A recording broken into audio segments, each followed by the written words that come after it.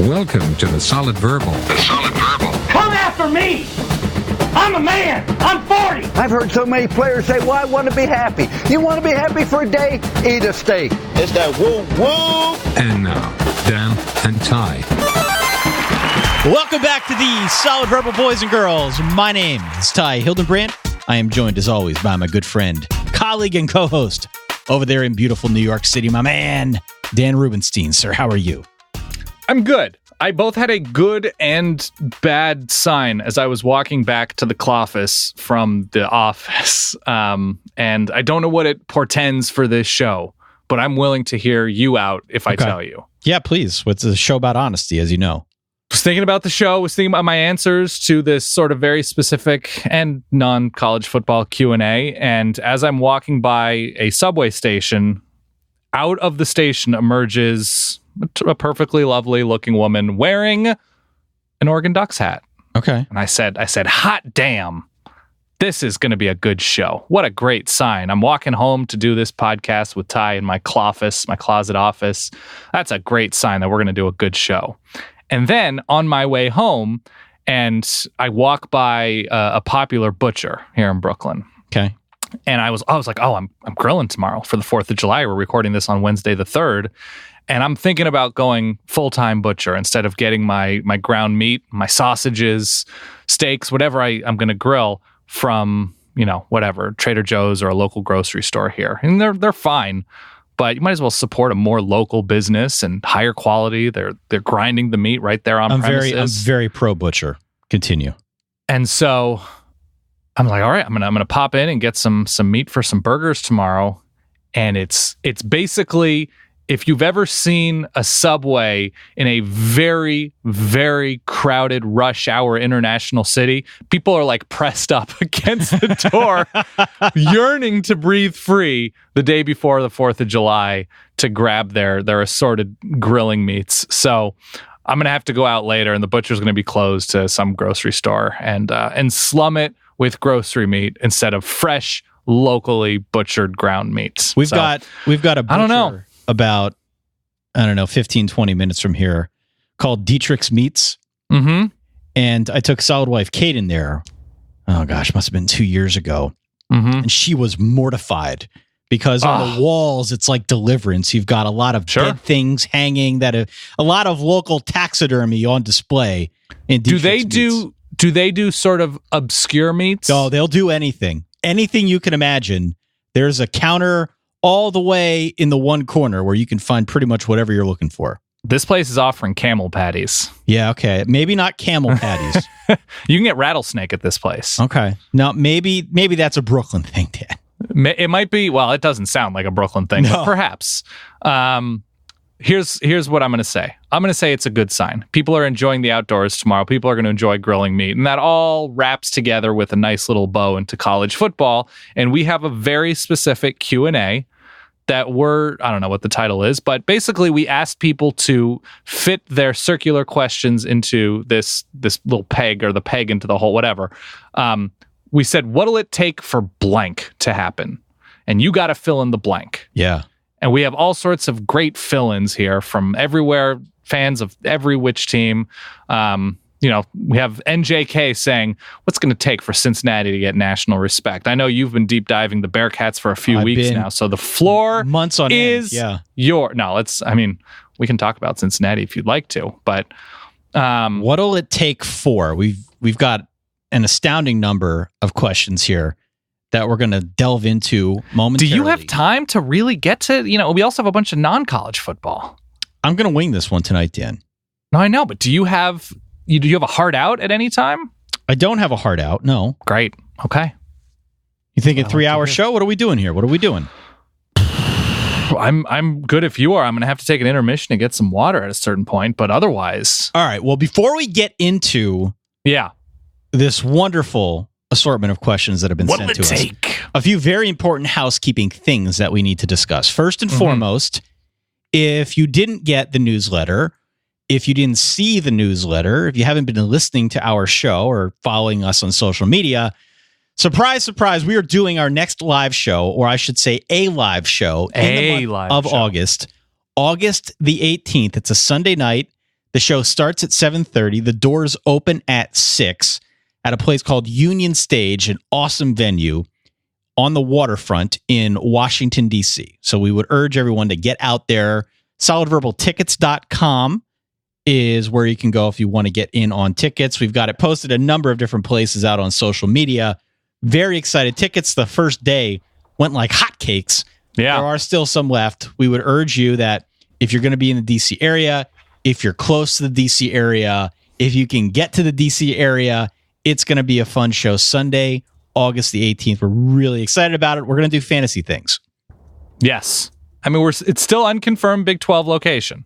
Still working on it, yeah. But yes. At least for now, we've got one live show that is locked up in D.C. So if you got any questions, hit us up. But in the meantime, DC show is happening August the 18th. Please get your tickets. We'd love to meet you and say hello. As an addendum, Ty, the phrase selling like hotcakes originated in the 1800s when simple cornmeal versions were sold at church bake sales and snapped up by the congregation before they went cold. Thank you, Daniel. No problem.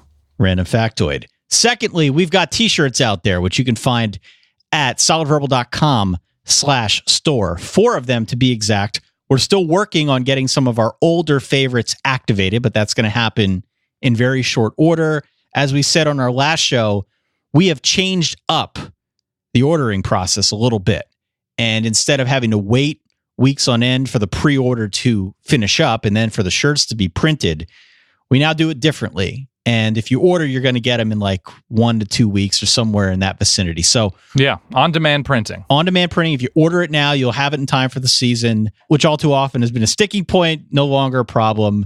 Get on out there. Go to solidverbal.com/store for more information on what we've got available. No, I think that's it. We hope to see, if you ended up in DC after college or for work or because a loved one brought you there, we hope to see you and bring your loved ones and pals who enjoy college football and weird college football shows to the Union Stage, Ty? Yes, Union Stage. Union Stage on August the 18th. We are quite excited to do a show in a new locale. And so this is our annual show that we have a ton of fun doing. It's multimedia, and Ty is so much taller in person than you think. I am. So Don't pass up that opportunity. All right. Dan, where do we want to start here with these questions that were sent in? All right. Let's start with let's start with Kevin. Okay. What'll it take for the fullback position to make a comeback? Ha! Let's start here with the forgotten fullbacks of yore. The forgotten fullbacks of yore. Yeah. College football, sports in general, but especially college football, seems very cyclical. Disagree! I mean, a little bit. Even though offenses have changed a great deal and gone in an entirely different direction than they were when fullbacks were still a very prominent position within college football. Mm-hmm. I would expect, and I've said this forever, at some point in time, with everyone going smaller and faster and more versatile and taking better advantage of space, eventually, at some point, it's going to swing in the other direction. And there's going to be this renaissance back to the future. At that point, potentially, the fullback could make a comeback. Is there anything, and I understand that teams have used concepts that, harken back to the single wing or the veer and stuff like that are inspired by, but at the same time, it's almost injecting those concepts into more modern frameworks. It's hard to imagine seeing programs dedicate a position to blocking to help open up lanes and occasionally sort of squirt out for 3rd and 3 passes kind of thing. It's hard to imagine that we are going to revert to that kind of athlete. That said, the H-back is taking a lot of, in spread systems, the H-back, which is more of a fullback tight end hybrid, on those sort of wham running plays, going out for passes, leading the way in sort of power sets, even if a team is playing the spread. I can't imagine full-time fullbacks are going to come back everywhere. So you think that the modern fullback is a guy like Jalen Samuels? Yes. I think you're going to see guys, you need to be able to offer me 2 or 3 quality things with speed in 2019, 2020, 2021, because that's where high schools have gone. That's where colleges have gone. And that's where more and more do we see a lot of fullbacks? I know the 49ers, I think, just paid a ton of money for a fullback, weirdly. But mostly where you see where the sport is going, it's hard to imagine saying, I need that 5'10", 220-pound guy who's not super fast, who doesn't offer me much as the game goes out open wide. But here's the caveat. I think you're right that defenses will continue to evolve to play against these spread and sort of guys that are offenses that are using the full width of the field. I imagine that we're going to see more two-way players that aren't necessarily fullbacks in the way that, Owen Marisic for Stanford played linebacker and fullback in a couple of games. Sure. I don't think we're going to see that kind of full-time two-way play, but more to what Ian Boyd talked about way back when on this show, where we see 4-minute offenses to just ram the ball and use up clock, give some of the defense some rest, but bring in an outside linebacker, bring in a defensive end. All of a sudden, you're playing with heavy sets, you're draining clock, and you're just trying to get 5 yards at a time. And I think guys like that will start assuming some of the responsibilities of fullback without dedicating a scholarship to generally a guy named Joe. So you're thinking more Miles Jacks out there.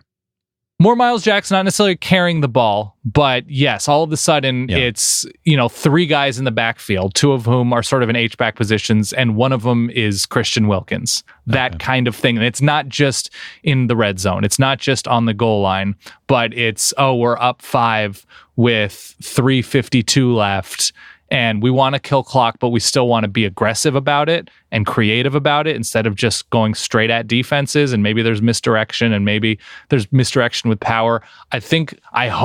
My hope is that we see more of that to get more of the best athletes on a team, not just on offense on the field. So in conclusion, Moose Johnston ain't walking through that door anytime soon. It's tough to see that. It's tough to see it. It's either going to require a dramatic, slow evolution of college football back to its power roots, let's say of the old Nebraska days, 3 yards in a cloud of dust, or it's going to require some hybrid version like the H-back, two-way players, something like that to take hold in college football. I mean, is there another sport in which all of the sudden somebody who is not offering an advanced athletic option are we going to see baseball players that look like Kent Herbeck ever again? Probably not. The NBA is a good example. The NBA is a great, are we going to see power forwards just settling for 10-footers and playing with their back to the basket? No, everyone can shoot now. Everyone can dribble. It's a different game. Things have changed drastically.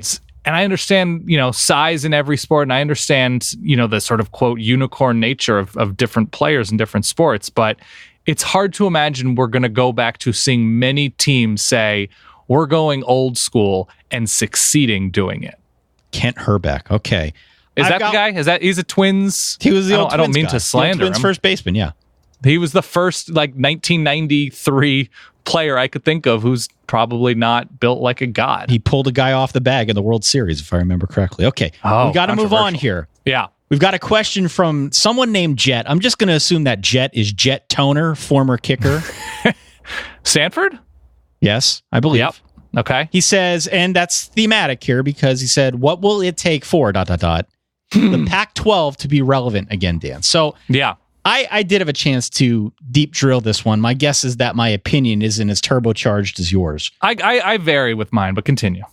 In the short term, the thing that has really haunted the Pac-12 is they need a team with a lot of credibility coming out of the regular season and to perform better in the playoff. You need to get a team in the playoff. And Washington has been that team in recent years that hasn't performed as well as maybe we hoped coming out of the regular season, but they just need a team to go undefeated.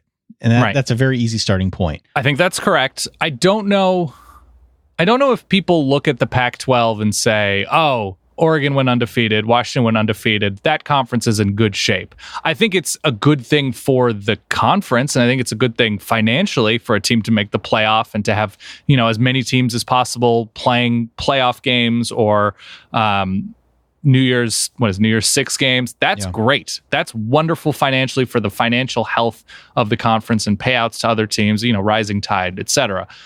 I think in terms of when I see the word relevant, I think about reputation. I think about what somebody in Ohio thinks, somebody in Florida thinks, somebody in Texas thinks, somebody in New Mexico thinks. Shout out to all our New Mexicans. You got to win big and the winnable September non-conference games. Last year, we saw Washington come close, but not beat Auburn. That game came down in probably a questionable no call on the Jake Browning hit. Oregon has Auburn to start the year off at Jerry World. They need to win that game for the Pac-12. In terms of talking about relevance and reputation, they need to win those games, and they need to win the winnable games. UCLA can't lose to Cincinnati. I know Cincinnati's good. I know it was Chip Kelly's first game. That was a winnable game that they lost. They need to win all of those games. They can't lose dumb games, and they need to win the big games. I know that might be asking a lot, but this is a conference with resources, good quarterbacks, with good coaches. And so they need to establish that early on. So in week 5, you're thinking to yourself, you know what? Yeah, I will watch Oregon, Arizona because Oregon beat Auburn and I want to see what they look like now. Here's something else that I think could be important if you're talking about Pac-12 relevance. Mm-hmm.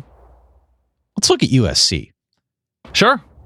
A lot of people who aren't in Pac-12 country maybe are just moonlighting as Pac-12 fans watching a game late night on a Saturday.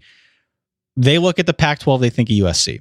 Yeah. USC has been very so-so over the last couple years now. If USC can rise under Clay Helton or anybody else, really, we rise. And more become a threat in the Pac-12 and on the national stage, I think that helps. That helps the reputation of the conference again. Totally true. I think the two teams who have really branded themselves well in terms of success in the Pac-12 are USC and Oregon, even though Washington has been really good recently. I don't know how much national interest there is, and maybe I'm wrong. Here is, if USC is the bellwether, which I think is a pretty good case, they open the season, Fresno State, at home, 10:30 p.m. kick. Week 2, Stanford at USC, which it's a pretty light week in terms of games that potentially could have national interest. I'm not saying Stanford and USC is at the top of that list. It's the same week as Texas, LSU, and I think A&M, Clemson. But Stanford, USC, the premier game in the conference that week, 10:30 p.m. Eastern. No. So if the case is to be made that USC is the bellwether of how the conference is doing health-wise, that's how they're opening the season. Utah at USC, week 4, 9 p.m. Eastern. I think it's a Friday night game. And then other random games early on that just, to me, sound interesting. Like I would want to watch that if I liked college football. Texas Tech, Arizona, week 3, 10:30 p.m. kick. Khalil Tate, new coach for Texas Tech, but returning quarterback, British comedy legend Alan Bowman. And then Wazoo, Houston, Mike Leach, Dana Holgerson, week 3, 9:15 p.m. Eastern time kick. I think it's in Houston, but not at Houston. So those are all interesting sounding games to me potentially. And if you are living anywhere in Central Time, East Coast time, probably not seeing the end of potentially a really good game. Oh, well. Joel writes in, what will it take for Adrian Martinez to win the Heisman? And Adrian Martinez, exciting quarterback, young quarterback for Nebraska, was really the first big recruit that Scott Frost was able to capture after he took the job in Lincoln. By the way, did you see Bruce Feldman's piece today about Nebraska's quarterback coach? Really good. Go to The Athletic and read it. He's just like a sort of mercurial, interesting dude. Not in a fully Mike Leach way. His name, I forgot, I don't have his name at the top of my head, but really good piece about the development of Adrian Martinez. And in line, if you're interested in Joel's What'll It Take, worth reading. We know the Heisman Trophy generally goes to a quarterback. Mm-hmm. All right, so he's got that going for him, which is nice. We also know he's a dual threat guy, so presumably if he gets things going in the right direction, he's going to rack up both passing and rushing yardage. He needs Nebraska to genuinely challenge for that Big Ten West. That might not even be enough. Yeah, I think that's right. It's hard for me to look at, I think J.D. Spielman's back, Stanley Morgan's gone at receiver. He might be asked to do a lot. I think the defense will take a step forward, but I still have a bunch of questions with that defense. Nebraska has to win games, and they have to beat Colorado. They have to make up for last year. I'm trying to get their schedule in front of me. It's going to take a superstar year from him because I don't see Nebraska at the very, very high end winning 8 games. Right. And he will have to be, okay, I have their schedule in front of me. They go to Colorado. I mean, he doesn't say this year in his question. He just says, what will it take for him to win the Heisman?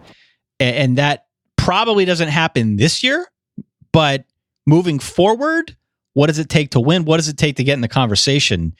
I don't know if it's all that complicated, Joel. It just needs to happen, right? He gets Ohio State early on in the season this year, if we are talking about this year, which who knows. So he has to have another killer game against the Buckeyes. And to close, like, he has a tougher November, Purdue, Wisconsin, Maryland, Iowa, and has to finish strong. If they are flirting with 9 wins, I don't think the context will be good enough, but that's going to be crazy impressive from Nebraska and Adrian Martinez. And if it's a down year and he's putting out, if he has 38 touchdowns to 3 interceptions, at a certain point, my favorite phrase, it's going to be impossible to ignore a player like that. All right. What will it take for Florida State to return to the top of the ACC consistently? Yeah. How do you feel about this? Kendall Briles is going to have to be everything advertised and that he's been at Houston and what he did at Baylor on the field. I think they're going to, the incoming class is quite good. They're going to have to put together top 5 classes for 2. They're going to have to put together 2.5 top 5 classes, especially along the lines, because they look very good at skill positions right now on offense. Their incoming class has a ton of promising defenders, but if we're talking about returning to the top of the ACC, so we're matching and getting past Clemson, we're talking about somehow surpassing the gold standard right now nationally. So it's going to take huge classes, and it's going to take retaining coaches, Taggart hitting on this latest defensive coordinator hire. It's going to take more than I can see happening, but I can see them returning to competing for the top of the ACC. All right. It's going to take all of those things that you said. Quarterback recruiting. All of those things that you just said, plus some sort of coaching turnover at Clemson. Yes. And maybe it's Brent Venables leaving. I don't know. Clemson right now has so much momentum in the right direction. It will, I think, require something to change that. His question again says top of the ACC consistently.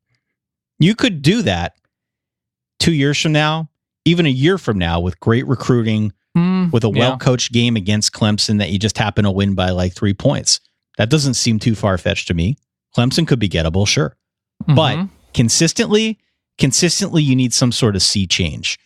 Yeah. Right now, that's the only thing that comes to mind, because they've got that program loaded for bear for years to come. They've just done so well on the recruiting front. They're not going to be recruiting all duds at Clemson. They're too good for that at this point. So I think you got to look at coaching turnover. That could be Dabo to Bama. Dabo to Bama. Yeah, Dabo to Bama would help. Right? Dabo to Bama helps, or Dabo to the NFL, or whatever helps. And then, yes, hiring somebody at a coordinator spot that always gets the groan for good reason, whether it's Andy Ludwig or Scott Loeffler or Ted Roof or any of those types where they're just keep getting jobs and keep putting out below average units that, Dabo has some sort of personal connection to. I just can't see that specific scenario happening. He's just too good at hiring and too good at IDing coaching talent. But yeah, something like that where, I don't know, he just really, really whiffs on 3 crucial hires. Yeah. And something changes within that program. But right now, you're not surpassing Clemson in the ACC outside of something dramatic. In that same vein, Mark says, what will it take for someone other than Clemson or Alabama to be ranked number 1 at any point in this season? This is another question that to me doesn't seem all that complicated. Right. The rankings are stupid. We've come to that conclusion. I love them. I've done a full 180. They're fine. But yeah, we're in some agreement here that rankings to a large extent are kind of dumb. Okay. So really, if Clemson loses a game If Alabama also loses a game, they would both have to lose. It stands to reason that they would drop them because when a team loses, they almost always drop. Someone else would bubble up, and it wouldn't be long before Clemson or Alabama found their way back to the top. But it would really require both of them losing in somewhat close proximity throughout the course of the year, and for there to be a team with a better record below them. Well, we see fluctuations in September, right? We see that sometimes people overreact to results. All the time. And so I could see, I don't believe Ohio State has anybody huge early on. I mean, all due respect to Cincinnati in your Bearcats deep dive. It's Florida Atlantic, Cincinnati, Indiana, Miami of Ohio early on in their non-conference schedule. So Ohio State is probably not going to beat anybody. But what if LSU goes into Austin and beats Texas 47-14? And they're ranked number 4 or 5 in week 2. They just completely obliterate Texas in Austin. Maybe. Yeah. That they just leapfrog. They leapfrog a Clemson team who, say, struggled with Texas A&M. So, yes, Clemson has a very losable game in week 2. Alabama, I think they're fine early on in terms of opponents that seem like a threat. But what if Georgia is number 3 in the country and undefeated Clemson and undefeated Alabama are ahead of them? And I think it's late September. You would probably know better than I. Georgia just demolishes Notre Dame. They demolish a big-time consensus top 7 to 12 team, and Georgia beats them 55-10. They're going to get votes. They're going to get votes. They're not going to jump both, though. No, they could jump one of them. They could jump one of them, but they're not jumping both. I still think well, maybe in a scenario like that. Let me rephrase a bit. I think if it's that flattening, if it's a situation where one of these two teams has a loss and Georgia has a great flattening like that, potentially there could be a jump up. But I still think we're just talking early September, but yeah. Most likely way to do it is both teams have a loss and someone like Georgia just lurks. Well, yes, I think the only way to jump one of those teams without them losing is by a statement win early on. If we're talking specific to early. Let's go. You want to do South Carolina? Yeah, to I was going to look at South Carolina next. Okay. So we have, how does South Carolina get to, this is from Andy, what'll it take for South Carolina to ascend to Florida levels, which is sort of a very vague and up for interpretation quality. What does Florida levels mean? What does government mean to you? What does Florida mean to you? So what does that mean? That means like a threat, a significant threat to the SEC East, but not a favorite? I would assume so. The last time that I would say South Carolina was truly a threat in the SEC, truly deeply a threat to like win the SEC. Truly, madly, deeply. You got to go back to the Steve Spurrier days. Mm-hmm. He told us not to bring up Steve Spurrier, but yeah. I apologize. It's okay. Steve Spurrier had 3 straight seasons where he won 11 games, right? That was pretty good. They haven't quite gotten back to that. They had that 9-win season with the bowl win in the Outback Bowl under Muschamp, I guess 2 years ago. But, you know, I think you can see, you need to start by consistently getting to 9 wins. Yep. That will help. And that will regular season wins. Yes, thank you. Yeah. That will build momentum moving forward. The problem right now for South Carolina is they've got to contend with both Georgia and Florida in the SEC East, and that makes life really difficult. So if we're talking specific to Florida, what we currently believe about Florida as a significant threat to the SEC East, South Carolina needs to probably, and they've recruited well under Will Muschamp. It's consistent, I want to say, top 20 classes if you're looking They've been at good. They've been 24/7. The problem is that's like 9th or 8th in the SEC. That there's just so many recruiting heavyweights ahead of them, both in their division and their conference. So they need to probably start recruiting on a Tennessee, Auburn type level, which are a couple of the teams just ahead of them. So that's adding 2, 3, 4, 5 more blue chips to each class, which is tough because recruiting locally, South Carolina has a good amount of talent. But that's not a regional brand. I hate that word, but I'm using it anyway. Like the other team, you know, competing against Florida and Georgia, and you know, Tennessee's a bigger name. Auburn's a bigger name, and Florida State, and obviously Clemson in their region. So they're going to need to really get aggressive, and however you got to do it, you got to do it.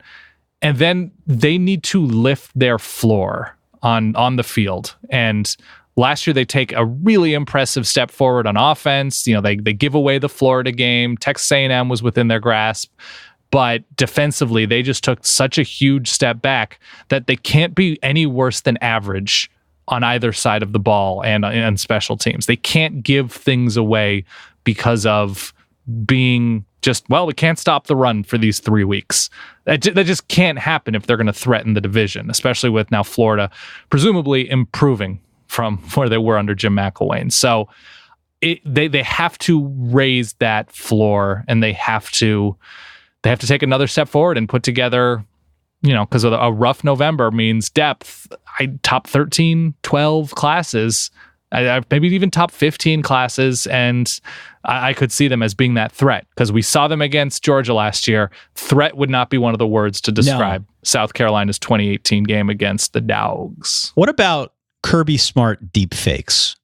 Kirby Smart deepfakes. Yes, if we're going negative, if we're going oppo, always a with really the coaching strong deepfakes. Misinformation campaign could help the Gamecocks. Just throwing that out there. I could see Will Muschamp wanting to do the voice himself, though. Yeah, that would be a problem. This is definitely Kirby and not Will Muschamp. Yeah, it's not going to work. But I think it's possible. It's going to be a lot. Let's do a few more of these here. We got so many good ones. How about Andrew? Joe Moorhead, your guy. Joe Moorhead. Okay. He says, what will it take for Joe Moorhead to have a big second season at Mississippi State? How did you feel about year one under Joe Moorhead? High ceiling, low floor. There were really impressive moments. That defense had such a high ceiling that I've always liked Bob Shoop. I know he had a rough time at Tennessee, but going back to what he did at Penn State and what they look like up front with Jeffrey Simmons and Montez Sweat, and it was Jonathan Abraham, who was great, sort of playing center field for Mississippi State. What they look like on defense had me convinced that they're going to be a really tough out, and they should have a ceiling of probably 9 wins under Moorhead. And so this season specifically, a lot of variables, replacing a lot on defense, especially up front. I like their receivers a whole bunch. I think Kylan Hill is one of the more underrated names at running back nationally with how he played last year in some of those bigger games for Mississippi State. Basically, they need to start 4-0 this year. That includes Kentucky, I believe, in Starkville. They need to split LSU at home, and they're against A&M on the road. They had a real rough time with LSU last year, but under Dan Mullen, always competitive, won some, lost some, generally close. Split the road games, Auburn, Tennessee, both on the road. That's fine. I think that's totally respectable. They need to beat Arkansas, Ole Miss, and Abilene Christian. All of this sounds realistic, and all of that, if that happens, if those splits and those wins at the end happen, they go 9-3. Okay. I think it's probably Tommy Stevens. Yes, that was going to be my point here. So before Tommy Stevens came onto the scene and grad transferred away from State College and picked Starkville, it seemed like it was going to be between Keaton Thompson, who we saw a little bit last year when Nick Fitzgerald was out, and Garrett Schrader, who's a freshman. That seemed to be the Jalen quarterback. Maiden, Yeah, that seemed to be the quarterback battle. But now throw Tommy Stevens in the mix. I don't know if Tommy Stevens is going to be the guy or not. Joe Moorhead will make that decision, but I do think it helps. That would be a weird transfer if it'd be a weird transfer. Very confident. It wouldn't be the first time that something like that's happened. True. I like the fact that Tommy Stevens is familiar with the Joe Moorhead system, because last year, points in the year for Mississippi State just seemed like the offense was out of sync. Right. So to bring in a guy like Stevens who knows what Moorhead wants to do, he's got a lot of familiarity with it, that certainly benefits them. In the short term, I think it's going to take someone like Stevens to be the starter, to really have a good grasp of what Moorhead's trying to do, to give them a chance to have that big season. But don't you think if he were good and he had a grasp of that system, just at least big picture wise, he would have kind of easily won the Penn State job? I don't know what the system... With that much experience and familiarity, obviously it's shifted. I don't know what the system looks like now. It doesn't seem like it'd be night and day. It doesn't seem that way, but keep in mind there's been a lot of turnover with the personnel at Penn State. Yeah. On the offensive side. So, sure. They like Sean Clifford in State College. College. Younger, yeah. Yeah, he's younger. Maybe he gives them more upside with what they're trying to do. Stevens saw an opportunity to go to a place where he's familiar and took the opportunity. So I think it's win-win for Joe Moorhead. Time will tell what it means for Tommy Stevens. I think, though, his grasp of that system could help Mississippi State if they want to try and become, a better entity in 2019 if they want to have that quote-unquote big year. And here's the other thing that should be remembered about Tommy Stevens and the Mississippi State offense. Nick Fitzgerald completing passes downfield against pretty good teams was UGLY. That's right. In 2018. That's right. And so the bar is very low right now that even if Tommy Stevens is fine, even if he's Joe Burrow, which is not supposed to be an insult, and I know it's what it sounds like, that's great. Because there's a lot at Mississippi State right now to be excited about, both from the coaching. I know there's a little bit of turnover on offense and the coaching staff, but if he's fine, they're probably better than they were last year with a good amount of defensive experience in the back half of that defense. So, yes, even if Sean Clifford was clearly the guy at Penn State, Tommy Stevens can very well be a fine guy. Yeah, I mean, what's your definition of a big year? Last year, they made it up to like 14th or 15th in the AP poll, if memory serves. Yeah. It was one of the best, probably 8 defenses in the country. Finished 8-4 with the regular season. Yeah. Really good defense. So he was starting from a point where he had a lot to work with. The offense was obviously a bit of a work in progress, but now as we move forward into 2019, a big quote unquote year is relative. It's 100% true. And if you need a reminder, the worst passing team in the SEC was probably Mississippi State last year. I mean, it was Arkansas. But after that, of teams that were competitive, it was Mississippi State. And they were competitive in spite of where they were at quarterback throwing the ball. Yeah. So it's a good position to be in. MJ writes in with a very interesting question. Yeah. What will it take for Oklahoma to not make the Big 12 championship? Let me add this as well. Mm-hmm. Will it be enough if the Jalen Hurts experiment explodes to keep Oklahoma out of the Big 12 championship? So you're saying that he's just okay? What if he shows up and he's just a total flop? He's a disaster. I don't think that's he's a disaster? Oh, no, I don't think I think that's highly unlikely. But what happens if he shows up, he's not good in the offense, the whole experiment goes bust? Is that in and of itself enough to keep Oklahoma out of that game, knowing that they've got a ton of talent behind him? Yeah, because the Heisman winner was at times pretty bad against Texas last year, threw a couple of bad picks early on, and they lose that game. The Heisman winner, Jalen Hurts, is not the throwing quarterback that Kyler Murray was, and I don't anticipate he'll be particularly close.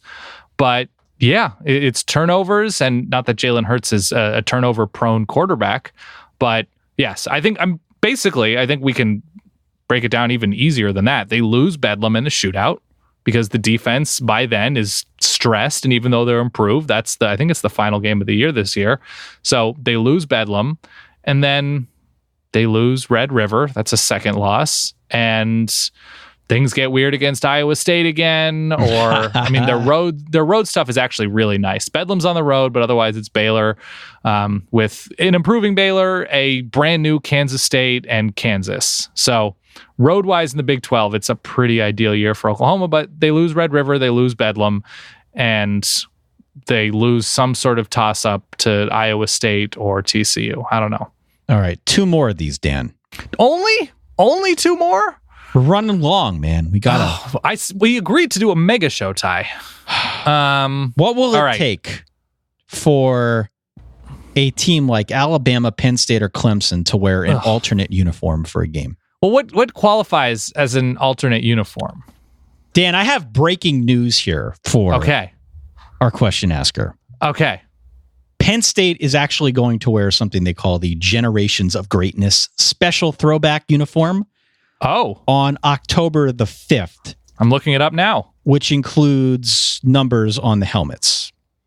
Just as they did back in like the late 50s. And so bold. 60s. Yeah, I know. I know. There are a few other tweaks here and there. I could see one of those schools, if they were honoring some kind of legend who passed away, and they were saying, okay, this person had such a great game against Auburn that for the Iron Bowl, we're wearing this look. Or this guy had such a good game against Michigan, he just passed away, this legend, we're wearing this look for this game to honor him, instead of just a decal, instead of just, putting his initials above the Nike swoosh. I could see that. It would have to come together pretty quickly, or that person would have to be honored months and months in advance if it happened over spring or something like that for the following season. I could see that, like what Michigan did, and horrifically so, with those the windowed uniforms, the windowed numbers, or the giant M when they played. It was the giant M was under the lights, I believe. I could see a more subtle version of that for one of those schools. I'm not counting on it, but it could happen. Dan, what would it take for the Big Ten to kick out and/or replace Rutgers? It would have to be some sort of off-field scandal that they would use as an excuse. Rutgers is, of course, the official school of New York City. It's a Rutgers town for sure, and this place would be shut down with anger. But it would be something off-field. I can't imagine that the Big Ten would want to do that. It would. You know what it would have to take? It would have to take some sort of complete reorganization of the postseason, so that, I don't know when this has happened. It would have to be, another round of realignment when TV deals are up or whatever, where there would have to be some sort of complete rejiggering of the sport, where we're saying, okay, we're doing 5 super conferences or 3 super conferences or 4 super conferences, and like, who's going to be left standing when the music stops? Well, friends, it's going to be Rutgers. It's going to be Rutgers and probably a couple other schools. What happens if Rutgers gets really good in basketball and is extended an invite from the ACC? They become like the 28th team in the ACC. Could they be poached? Are they a poachable candidate? If they get excellent at basketball, probably not, because it's just not generating enough revenue. They'll go to the Big East. The Big East just added UConn, right? UConn is no longer an AAC school. I think football-wise. I think that's right. So it'll just be like that. What'll it take for Purdue to win the Big Ten West? Here's what I have. I don't think it takes as much as people might think. Okay. What do you have? So Iowa has a double body blow ahead of Purdue. It's in Iowa City, the Purdue game. I think they have Michigan and Penn State leading up to it. Northwestern definitely has a tough stretch and a new starting quarterback in Hunter Johnson. So Hunter Johnson leading an offense that at times was disastrously bad, but they did find Isaiah Bowser and that improved things. And then Wisconsin also has a tough stretch leading up to the Purdue game. It's like in Madison, but is Jack Cohn good? Is it Graham Mertz? Whatever. Graham Mertz, I believe. It's a tough name to blend into each other.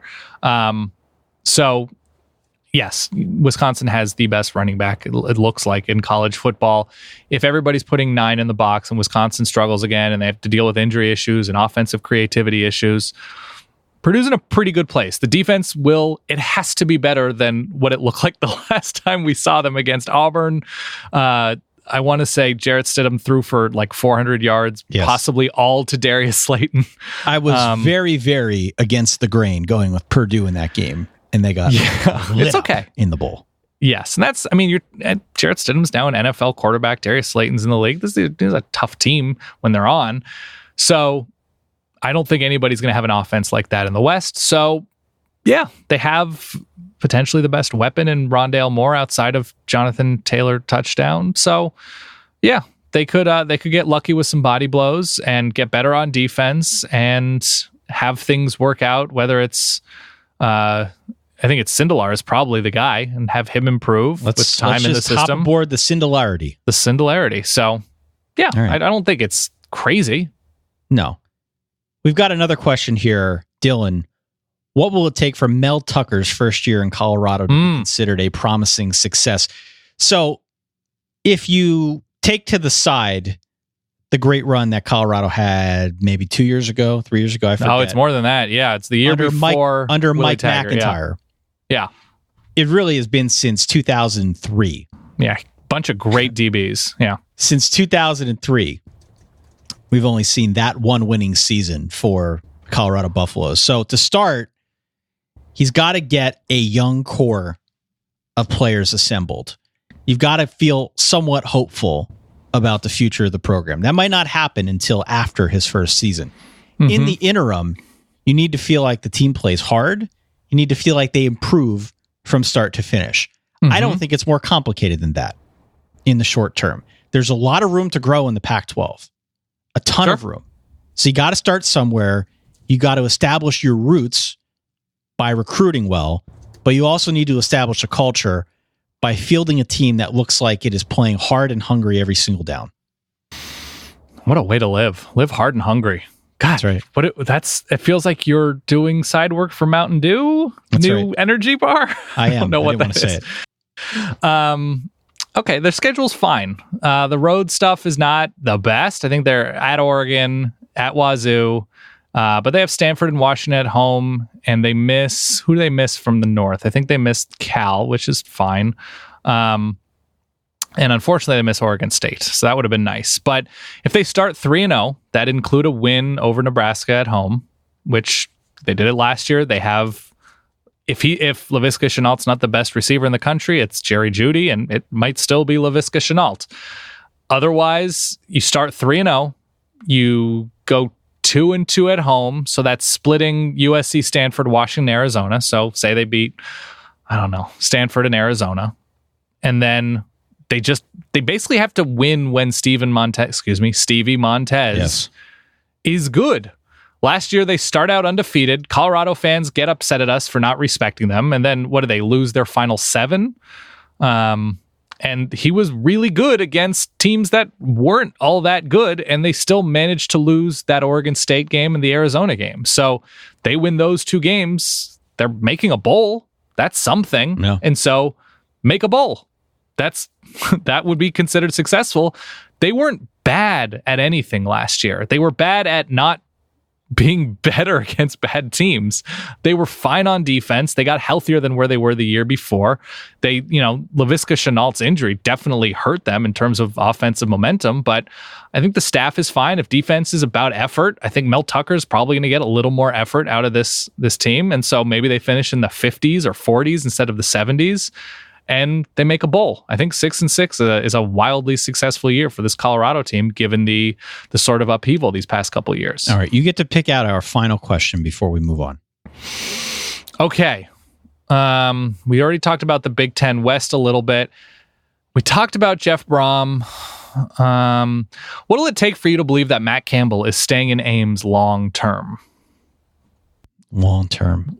Okay, so that means in footballese, in college footballese, long term, as we do this in early July 2019. 4 years, 5 years? I was going to say, if he is the coach of Iowa State in 2022, right now that feels long term. At the end of the 2022 season. So that is 4 full seasons. I don't believe it. So what course of actions will make you a believer? I will be made a believer if they make him a top 5 highest paid coach in college football. Okay. Do you think it's about the money for him? Doesn't cost a lot, from what I understand, to live healthy and hungry, or what did you say? Hard and hungry? Hard and hungry. Hungry and hard in Ames, Iowa. I don't know if it's about the money, but yeah, the money is that's a pride thing. Money is a point of pride. Right. It's one of the only ways to show respect, unfortunately, in the sport. Mm-hmm. So I think that's got to be a component. But within 5 years, there are certainly a lot of jobs that could come open. We've had this discussion about Matt Campbell before in the past. Mm-hmm. I think there's a chance he could leave for the NFL. That's a possibility. When you're a coach of his magnitude, of his caliber at this point, he's going to be building up his brand enough where the NFL might be an attractive place for him. So it's not just college football that Iowa State has to contend with. I don't see it happening, but if it's going to happen, they're going to need to pay him handsomely. Sure.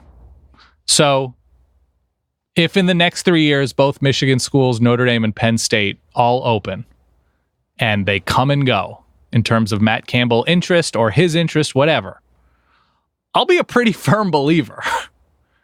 Here's my sub question that goes against a lot of the logic and common sense of coaching hires and coaching lives that we've seen, since the dawn of college football, basically. if he ends up making, I don't know, whatever, $4, $5, $6 million, he keeps going to bowl games, he, keeps recruiting well, developing quarterbacks, putting together exciting offenses, developing guys and putting them in the NFL. Do you think we will ever get to a point where guys like Matt Campbell and Jeff Brom, we've seen it with some coordinators like Brent Venables at Clemson, are just to themselves, I like it here, family likes it here, I believe Matt Campbell is married with a bunch of kids, 3 or 4 kids, that, you know what, I've got it good. I don't have the pressure I'd have elsewhere. I know that these guys are crazy competitive and they want to win at the biggest places over the biggest places. And I know that's what the fallacy is in all of what I'm saying. But do you think that there are people other than Brent Venables out there who basically will say to themselves, life's pretty good. I can win the Big 12 here. I'm making a lot of money. Family likes it here. It's fun to be at Iowa State and beat Oklahoma. Are there people out there like that? Sure.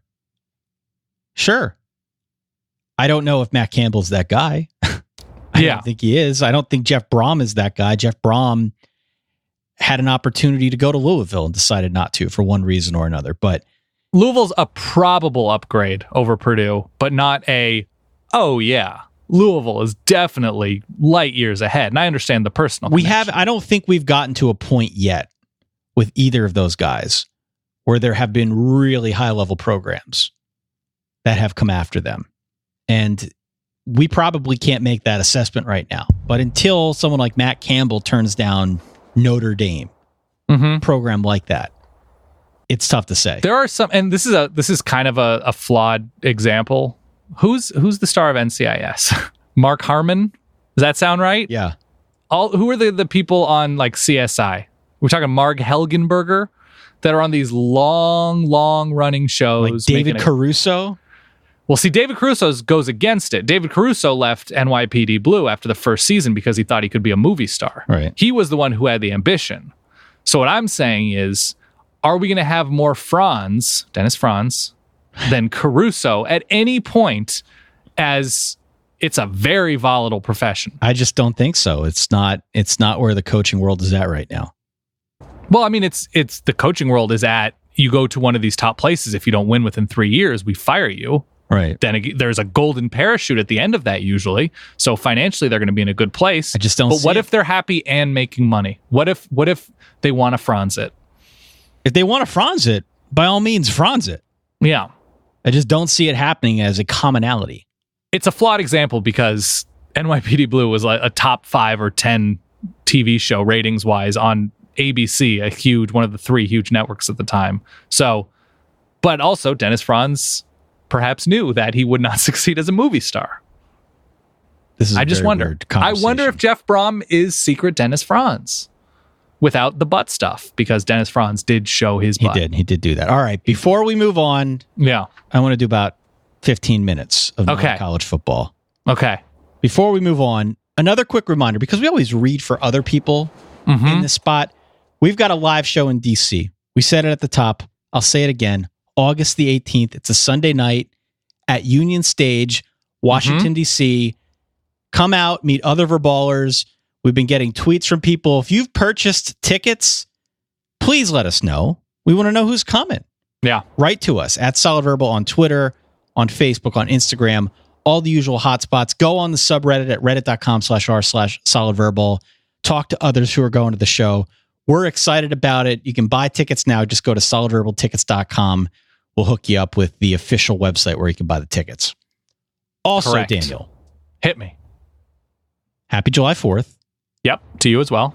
Are you tired of your credit card bills? The ones with the high interest rates? Always. I get my text that like your credit card bill is due, and I'm not super pleased. Get a credit card consolidation loan from our friends at Lightstream with rates as low as 5.95% APR with auto pay and lower than the average credit card interest rate of over 19% APR. You can get a loan from $5,000 to $100,000 with no application fees, no origination fees, no transaction fees, and no prepayment penalties. The rate is fixed. It's never going to go up over the life of the loan. Plus, you can even get your money in your bank account as soon as the day you apply. For our listeners, apply now, get a special interest rate discount. The only way to get the discount is to go to lightstream.com/solid. That's lightstream.com/solid. Subject to credit approval. Rate includes a 0.5% autopay discount. Terms and conditions apply. And offers are subject to change without notice. Visit lightstream.com/solid for more information. Do it. All right, Dan, give me non-college football. So do you want to, we have a string of food questions because it is the 4th and people have food on their mind. Do you want to start with a string of food questions, or do you want to conclude with them? People are going to their July 4th picnics. Mm-hmm. Cookouts, barbecues. I know people get upset about the Thursday or Friday or Saturday or Sunday. I don't know. Probably all weekend. Long weekend. Let's start, but we got to go rapid fire. We got a lot of these questions. That's fine. Try and get That's through fine. A bunch of them. Let's rapid fire it. Let's do it. What'll it take for tater tot nachos to supplant the traditional tortilla chip nachos? Ooh, I'm pro tater tots. Pro tater tots, absolutely. But I'm more of a traditionalist when it comes to nachos. What will it take? Probably a clever marketing campaign from some chain restaurant. I like tater tots. I like dipping tater tots. You get tater tot nachos, it turns into one giant mess of fried potato and gloppy toppings. I would say we need to turn the traditional shape of a McDonald's style hash brown, which you can picture as like the size of like a big belt buckle tie. Yep. Turn that into like a smaller surfboard shape. We dress each one of them individually with whatever, chorizo, cheese, onion, salsa, whatever, and you get a much better vehicle for whatever toppings you're interested in. I'm totally pro the fried potato and especially a hash brown type mini surfboard as a nacho replacement vehicle. It needs to be crispy. I think that's 100% crispy. A deep golden brown. What food do you not like but wish you did? For me, it's sushi. Okay. I'm not pro sushi. It seems like everyone in the world is. I don't like it. Have you had sushi outside of the greater Allentown, Bethlehem, Northampton area? I have. I'm not going to... It may be too strong for me to say that I don't like it. Okay. But it's not something that I ever look at and say, oh, I have to have that. Like, I'll eat it if I have to, but generally it's not something I'm going to order. Are you open to the possibility that if you and the solid wife Kate ended up in Osaka, that you would be fully mind changed? When in Rome, when in Osaka... I'm sure you would try it, but are you open to like, oh, wow, this is spectacularly good. I get it. I'm open to that, yes. I wish I liked raw tomatoes. I just don't. I really wish that umami natural MSG, you got the bruschetta, you have salsas, you have, they add to burgers, definitely, but I for whatever reason, rubs me the wrong way. All right. Next question. When hankering for a fish taco, what's your fish of choice? I don't like My fish wife tacos. is allergic to fish. I don't like fish tacos. I like a whitefish.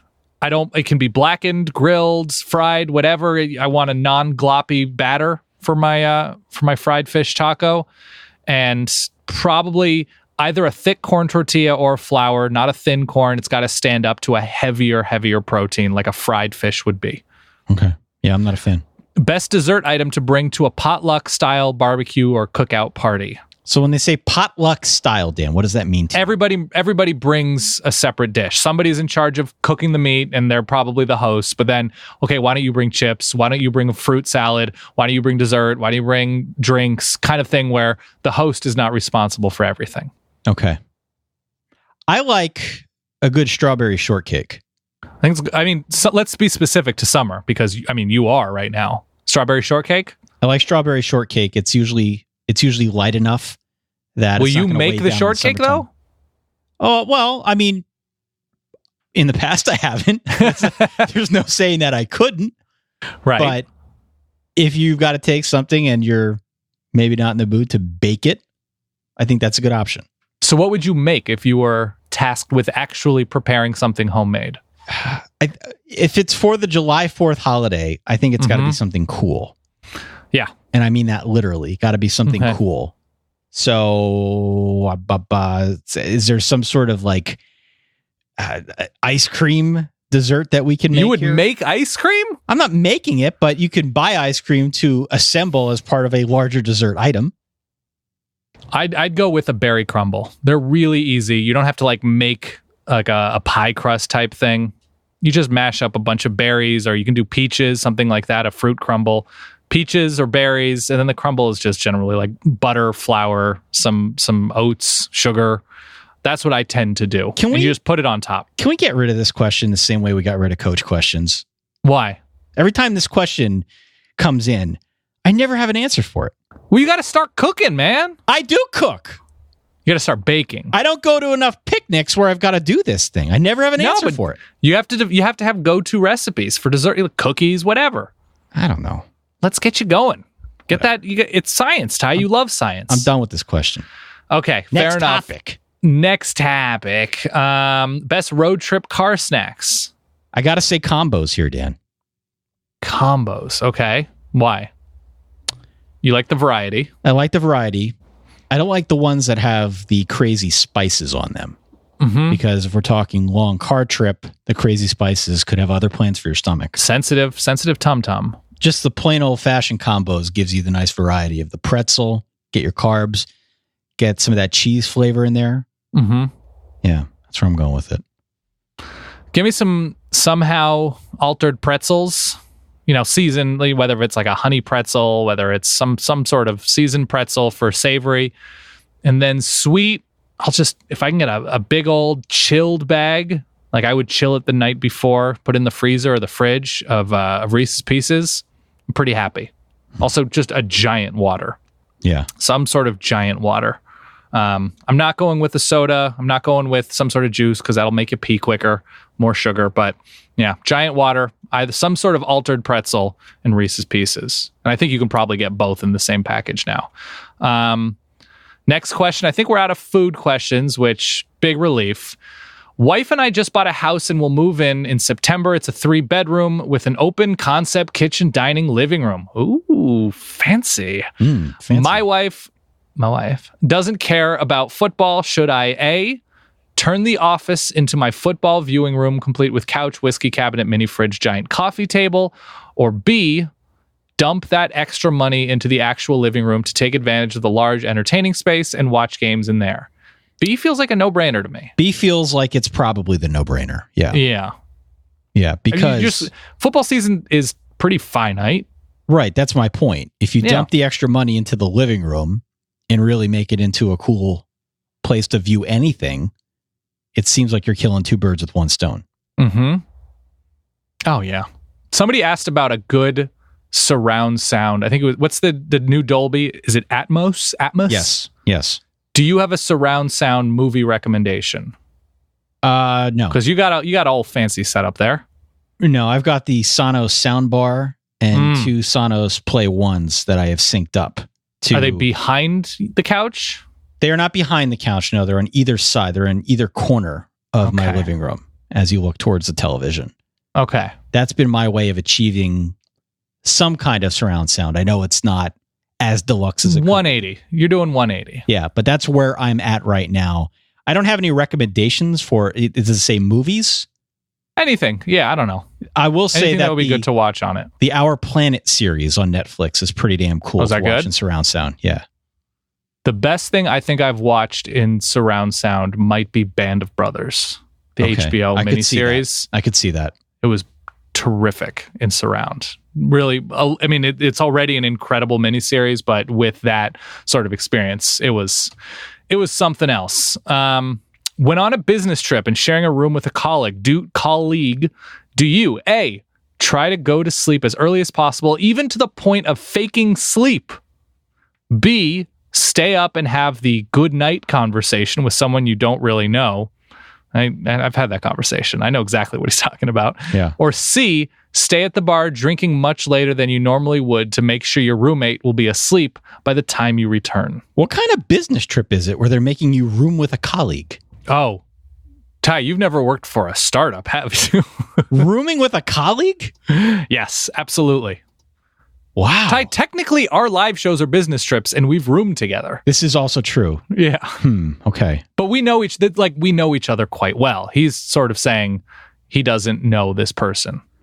Wow. All right. So you've clearly been in this situation, Dan. Do you have a recommendation here? Go to sleep. Yeah. Go to sleep. Well, now I don't sleep nearly as much as I'd like to because of the solid baby. So I would take every opportunity and use it as an excuse. Hey, I'm going to turn in early. I don't get a full night's sleep basically ever. So I'm doing that. So use that as an excuse. I would also say as a backup, maybe try and get to know the person at the bar instead of when the lights go out. So at least you are having a conversation. Maybe they become a new friend. Yeah, I think I'm with you. Cash in your chips as early as you can. Yeah. At all costs, avoid the awkward conversation. Have the good night conversation at 7 p.m., the hotel bar or over dinner, whatever. Next question will be, okay, this will be our final one. This is really steering into you. I would love to hear Ty's thoughts on the U.S. men's national team. Oh, boy. Super appropriate now that the women are the story and have like the best-selling jersey ever. They're very for Nike. Good. Yeah. When is the championship? Championship's on Sunday for both the men who play in the Gold Cup. Right. Presumably, provided they win tonight, they'll be in the Gold Cup final against Mexico. Okay. And the women who play, I believe, earlier in the day over in France. How was the game last week in Philadelphia? Yeah. You watched the U.S. team take on Curaçao. That's right. Is it ridiculous how expensive tickets are? Are the current players good enough? Sans Pulisic and maybe a handful of others. Is the system Berhalter? Is the system Berhalter is trying to install going to work? Wow, this is a loaded question. Is the USWNT the best American thing we currently have? That's a loaded follow-up. This is a loaded question from top to bottom. Okay, what's your current state of the USMNT? Well, so here's my thing with soccer, okay? And I've said this before. I did not play soccer at any point in my life. I'm terrible. Okay. I learned pretty much everything I know from playing the FIFA video game and getting interested in international and professional soccer with that as a starting point, and then reading and researching and learning about it from that point forward. I believe Will Leach once referred to this as hipster patriotism. And I think that's about right, at least for me. I'm very into it. I follow it as closely as anybody. I can't speak much to the tactical elements of the international soccer scene. I'm just not knowledgeable enough with that. But it does seem like what I saw on Sunday evening in Philadelphia was a very lousy, uninspired effort. Whoa. By the U.S. team, especially in the second half. Did not look good. They were lucky to escape that game against Curaçao as the victor. It was 1-0? 1-0. Yeah. First goal early in the game, header from Weston McKennie. I'm excited about a lot of the young players that the United States has, not the least of which is Christian Pulisic, who is a native Pennsylvanian here. But there are plenty of young guns that I think could be really good by the time the next World Cup rolls around. But at least in the short term, they need to turn in more inspired efforts for me to feel good about what Greg Berhalter, the new coach, is trying to install on the team. Because thus far, it hasn't been all that promising. Do you ever find yourself involuntarily moving your thumbs like you're holding a PS4 controller while you watch the US? Okay. No, I've currently quit FIFA again. I know. Oh, you quit again? I was back into it for a while, but I've since quit again. I bumped the difficulty up. I'm just not good at it. Can we bring the show full circle at our conclusion time? Yes. I'm pretty bullish on Cincinnati this year. I'm pretty bullish. You're feeling that Luke Fickell? I know they go to Houston. It's first year Holgo trying to retool a pretty bad defense of the Cougars. They get UCF with your guy, your Notre Dame QB. Brandon Wimbush. They get with Wimbush. They finish out, Temple could be tricky. I know they have a new coach. I like Mikey Warren. I like Desmond Ridder. I like the back half of their defense. I like how much better they got going from 2017 to 2018 that I can't help but feel very good about Cincinnati going against an American schedule with a lot of questions. UConn's going to be terrible. I don't feel particularly great about South Florida. Again, Temple first-year coach. Memphis, they get Brady White's ninth year, however long he's been eligible. It's a good year for Cincinnati to have a lot in place, even traveling to Columbus to play Ohio State early on. And I think UCLA is going to look a lot better than they did last year, in which Cincy snuck out a win to open the season. I think they're still going to threaten double-digit wins, and if things break right, be a top 25 team. Wow. Okay. How about that? Good way to bring things full circle. So again, thank you to everyone out there who wrote in, solidverbal@gmail.com, Twitter, Facebook, Reddit, all the usual hotspots. If you haven't already, please please do go to solidverbaltickets.com, Dan. Do we have that redirect in place? By the time people are listening, it will be in place. Solidverbaltickets.com. If you're going to be in the DC area, if you can get to the DC area, please do check us out. We'd love to meet you. We'd love to say hello. If you buy tickets, write in, let us know. We want to say hello. We want to know who's coming. For sure. Also, don't forget to go to solidverbal.com/store. Check out the new assortment of t-shirts that we have available. That's all I have. Enjoy. By the time you're listening, it might even be over, but hope your long weekend is going well. Hope you get some sun. Hope you get some sleep. Hope you hydrate. And generally just hope life is all right with all of you. Absolutely. Have a safe, have a fun, have a happy July 4th, wherever you may be. Dan and I will be back in a week. In the meantime, thanks as always for downloading. Enjoy the rest of your week, all your weekend. In the meantime, stay solid. Peace.